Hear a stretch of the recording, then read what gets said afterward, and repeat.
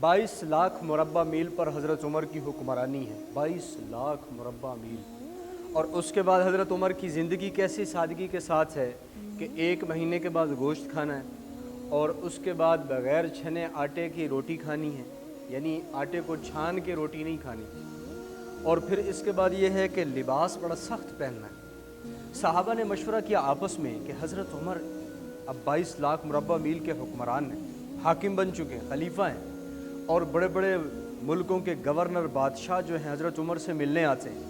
हज़रत उमर का वही तर्ज़ ज़िंदगी है, वही रूखी सूखी खाना है, और उसके बाद वही जो पुराना तर्ज़ है पहनने का वही इख्तियार किया हुआ है।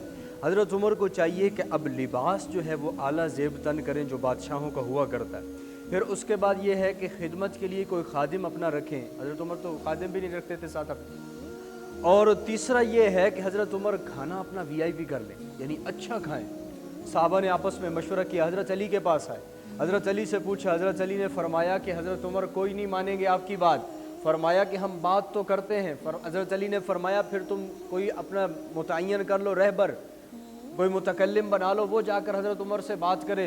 तुम बात जाकर करोगे तो हो सकता है हज़रत उमर तुम्हें कोड़े भी मारे। सब ने आपस में मशवरा किया मुतकल्लिम किसको बनाएं, किसको अपना रहबर बनाएं जो ये मामला जाकर हज़रत उमर के सामने रखे, इस मामले में हज़रत उमर से जाकर बात करे। तो हज़रत आयशा और हज़रत हफ्सा रज़ियल्लाहु ताला अन्हुमा ये तय हुई कि ये दोनों गुफ्तगू करेंगी। और फरमाया कि ये अज़वाज मुतहरात भी हैं, हजूर की बेगमात हैं, इनकी बात को हज़रत उमर सुनेंगे भी और रद्द भी नहीं फरमाएंगे। ये दोनों आई, हज़रत उमर से इजाज़त तलब करके अंदर दाखिल हुए। हज़रत उमर आराम फरमा रहे थे। हज़रत उमर ने पूछा कैसे आना हुआ, तो अम्मे आयशा रज़ियल्लाहु तआला अन्हा ने गुफ्तगू शुरू की और अर्ज़ की कि अमीरुल मोमिनीन, मेरे हज़रत हुज़ूर अलैहिस्सलातु वस्सलाम का दौर था, दुनिया आई कोई नहीं, बड़ी फ़ख्र, बड़ी तंगी, इतनी तंगी थी कि आका करीम अलैहिस्सलातु वस्सलाम को पेट पर पत्थर बांधने पड़ते थे भूख की वजह से। इतनी तंगी थी कि 3-3 दिन और 2-2 महीने गुजर जाते, घर के चूल्हे के अंदर आग नहीं जलती थी, इतने फाके थे। हुज़ूर अलैहिस्सलातु वस्सलाम इसी हाल में दुनिया से पर्दा फरमा गए। फिर मेरे बाप अबू बकर का दौर आया, उनकी खिलाफत का ज़माना आया, दुनिया कोई नहीं आई, उसी फ़क्र के अंदर, तंगी के अंदर रहन सहन करके वो भी दुनिया से पर्दा फरमा गए। ए अमीरुल मोमिनीन, अब आपका दौर आया है। अल्लाह ने रूम फारिस को फ़तह कर दिया और रूम फारिस के ख़जाने कदमों में डाल दिए, और जहाँ और दुनिया भर के ख़जाने, और इतनी फतवाहात हुई कि ख़जानों का ढेर लगा हुआ है। एक दफ़ा हज़रत उमर के दौर के अंदर एक मुल्क फ़तह हुआ तो उसके ख़जाना आया गया। जब मस्जिद नबवी के अंदर ढेर लगा तो मस्जिद नबवी के अंदर इतना बड़ा ढेर लगा कि एक ऊँट इस तरफ खड़ा किया जाए, एक ऊँट इस तरफ खड़ा किया जाए, ऊपर 2 आदमी बैठ जाएं या खड़े हो जाते तो एक दूसरे को देख नहीं सकते थे, इतना बड़ा ढेर था। अमीरुल मोमिनीन ने ऐलान फरमाया जिसको आज जितना चाहिए ले जाओ यहाँ से। शाम तक उसमें से किसी ने कुछ नहीं उठाया। हज़रत उमर ने पूछा कि भाई उठाते क्यों नहीं हो, लिया किसी ने कुछ नहीं है।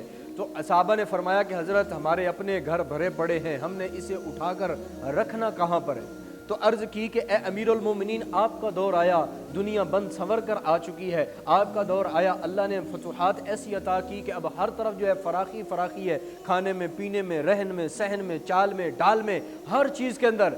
अमीरुल मोमिनीन, हमारी अर्ज़ गुजारी ये है कि आप अपना तर्ज़ ज़िंदगी बदलें, आप जो है खिदमत के लिए कोई खादिम रखें और आप जो है कोई शाही लिबास पहना करें, जिससे ये फ़र्क वाज़े हो जाए आम बंदे के और बादशाह के दरमियान में कि आप हमारे बादशाह हैं, आप हमारे खलीफा हैं, आप वक़्त के अमीरुल मोमिनीन हैं, आप जानशीन मुस्तफ़ा और अबू बकर सिद्दीक़ रज़ियल्लाहु तआला अन्हु हैं। हज़रत उमर लेटे हुए थे, उठ कर बैठ गए और हज़रत उमर ने फरमाया तुम्हें किसने ये कहा है। अम्मी आयशा ने अर्ज़ की आप पहले बताएं, हमारी बात को मानते हैं नहीं मानते।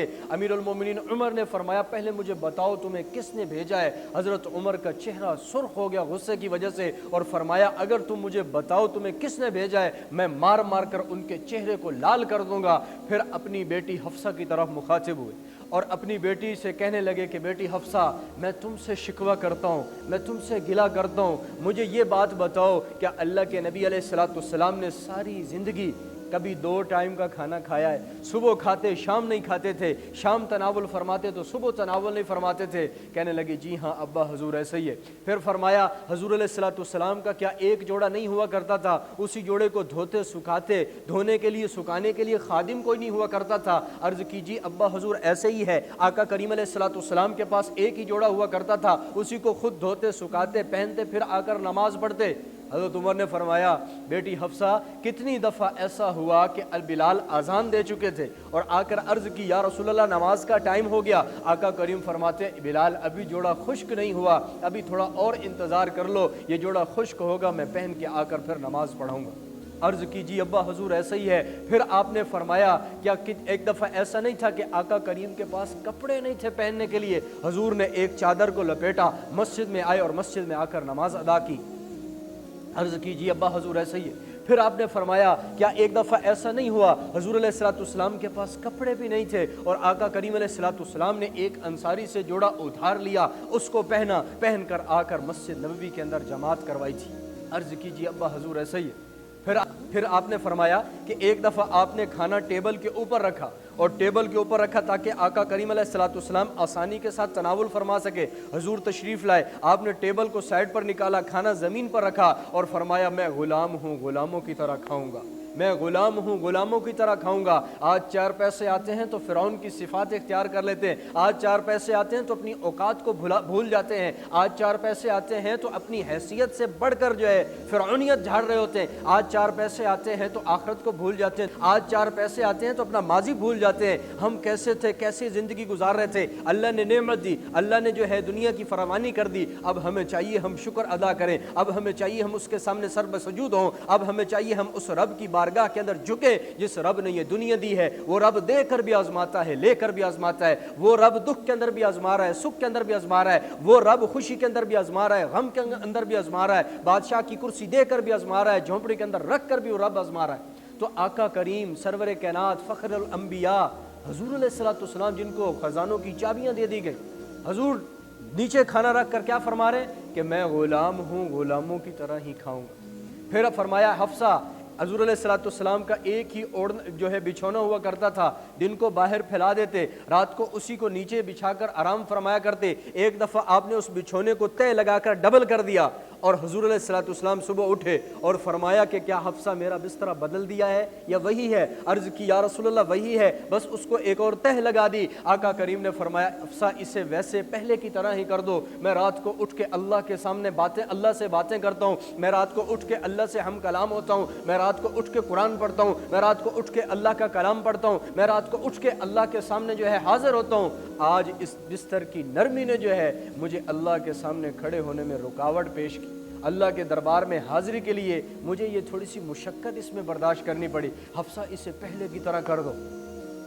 تو پھر فرمایا حضور نے تو ایسی سادگی کے ساتھ زندگی گزاری, ابو بکر نے تو ایسی سادگی کے ساتھ زندگی گزاری, ابو بکر نے تو ایسی زندگی گزاری, خلافت ملنے کے بعد بچیوں کے پاس جا رہے ہیں اور کہہ رہے ہیں کہ دودھ تم جھاگ والا پسند کرو گی یا بغیر جھاگ کے پسند کرو گی. ابو بکر تو خلافت ملنے کے بعد کیا کر رہے ہیں, غریبوں کی مدد کر رہے ہیں, بیواؤں کے چولہے جلا رہے ہیں, غریبوں کے گھر سامان پہنچا رہے ہیں, راشن پہنچا رہے ہیں. ابو بکر تو ایسے خلافت کا زمانہ گزار کے جائیں. اب پھر فرمایا میرا زمانہ آیا ہے, تم چاہتی ہو حضور کے راستے سے ہٹ جاؤ, تم چاہتی ہو ابو بکر کے راستے سے ہٹ جاؤ. اور فرمایا کہ 3 دوست تھے, 3 دوست تھے, ان کا راستہ ایک تھا, منزل ایک تھی. پہلا دوست اس راستے پر چلا یہاں تک کہ منزل کو پہنچ گیا, دوسرا دوست اسی راستے پر چلا یہاں تک کہ منزل کو پہنچ گیا, تیسرا دوست فرمایا پہلے حضور تھے, دوسرا جو ہے اس کے بعد ابو بکر تھے, تیسرا میں ہوں, میں بھی اسی منزل پر اسی راستے پر چل کر میں اس راستے پر چل کر اس منزل تک پہنچنا چاہتا ہوں, اور تم لوگ مجھے اپنے دوستوں سے جدا کرنا چاہتے ہو,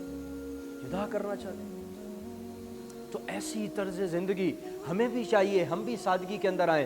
آج جتنے بھی جو ہیں یہ ساری جو ہے مشکلات ہیں, پریشانیاں ہیں, مہنگائیاں ہیں, اس کی وجہ یہی ہے کہ ہم اپنی خواہشات سے بڑھ کر استعمال میں آ گئے. جتنی مثال 30,000 مہینے کا تنخواہ ہے, 40,000 ہے, 50,000 ہے, ہمارا خرچ 1 لاکھ تک پہنچا ہوا ہے. 1 لاکھ تک. کیوں؟